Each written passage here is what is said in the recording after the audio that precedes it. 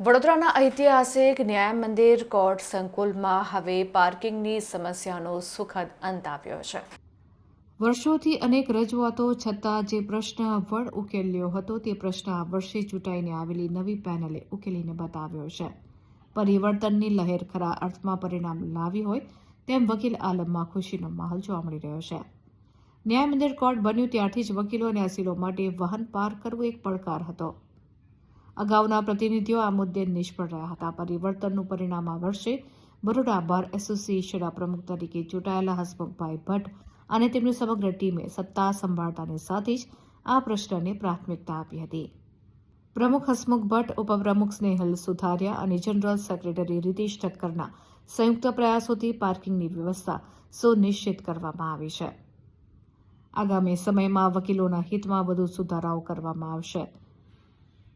તો વડોદરા બાર એસોસિએશનમાં આવેલા પરિવર્તને વર્ષો જૂની સમસ્યાનો અંત લાવીને સાબિત કરી દીધું છે કે જો મક્કમ ઈચ્છાશક્તિ હોય તો કોઈ પણ પ્રશ્ન ઉકેલી શકાય તેમ છે।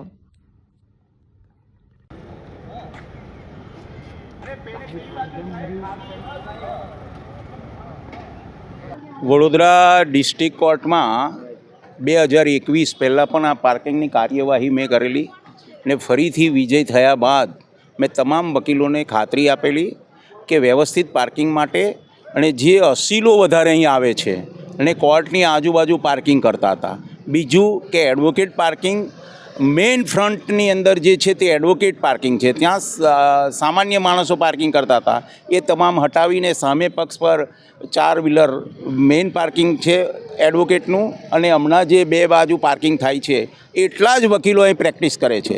એની સિવાય બીજા બધા ક્લાયન્ટો વાહનો મૂકતા હતા, એને દૂર કરવા માટે ડિસ્ટ્રિક્ટ જજ, ટ્રાફિક એસપી અને વકીલો અમારી બોડીના સહકારથી આજે વ્યવસ્થિત પાર્કિંગ થાય અને પાર્કિંગનો પ્રશ્ન ડિસ્ટ્રિક્ટ કોર્ટમાંથી દૂર થાય એવા અમે પ્રયત્ન કર્યા છે। અને એની અંદર અમારા સિનિયર જુનિયર જે વકીલશ્રીઓ છે, અમારા એક આદેશને એને માથે ચડાવી અમને સહકાર આપવા માટે આ પ્રમાણેની કાર્યવાહી એમણે કરી છે। માટે સિનિયર જુનિયર એડવોકેટોને અને તમામ પ્રજાજનોને અમે દિલથી આભાર માનીએ છીએ, હૃદયથી એમણે ફરીથી આવીને આવી રીતે મદદ કરે એવી અપીલ કરીએ છીએ અને પાર્કિંગનો પ્રશ્ન કોર્ટમાં હલ થાય કાયમ માટે એવી શુભેચ્છા। છેલ્લા ઘણા સમયથી જે ડિસ્ટ્રિક્ટ કોર્ટ ન્યાય મંદિર સંકુલમાં ટ્રાફિકનો પ્રશ્ન હતો એ અમારા નવા પ્રમુખ શ્રી હસમુખભાઈ ભટ્ટ જેવા ચૂંટાઈને આવ્યા એમનો પહેલો એજન્ડા એ હતો કે આપણે આ પાર્કિંગ વ્યવસ્થિત કરવું છે।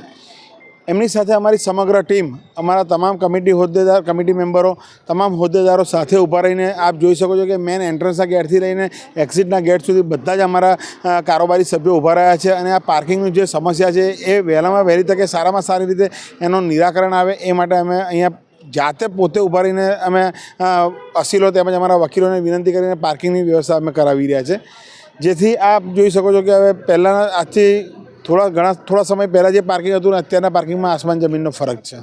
છેલ્લા ઘણા વર્ષોથી વડોદરા વકીલ મંડળમાં જે નવી કોર્ટ સંકુલ બની છે તેમાં પાર્કિંગનો પ્રશ્ન અવિરત હતો। તે પ્રશ્ન હલ થતો એમ ન હતો।